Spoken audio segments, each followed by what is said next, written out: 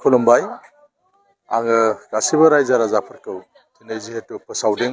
जे हाबाफारि बे जोबथा हाबाफारिनिफ्राय आं खावलायहरदों फैगौ 9 थारिखआव जानो गोनां जोंनि जे बिसायख'थिनि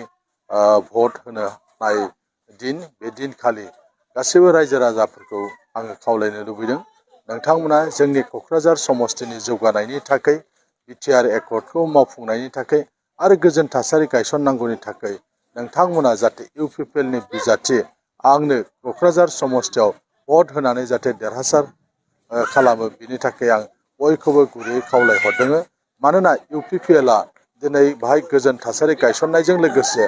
बिटिआर एकर्डनि जे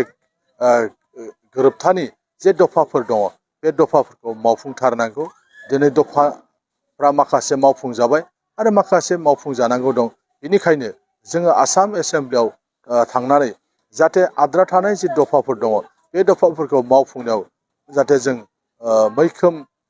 रल लानो हायो बिनि थाखाय आङो रायजो राजाफोरखौ खावलायदों नोंथांमोना बयबो बुजिनानै दिनैनि जोंनि थासारिफोरखौ नायजोबनानै नोंथांमोना जाहाथे थि मोनसे जेन' थांखि लायो आरो फैगौ 9 थारिखआव जाहाथे ट्रेक्टरनि सावगारियाव भट होनानै आंखौ देरहासार खालामो बिनि थाखाय आं बयखौबो गंग्लायै खावलायहरदों।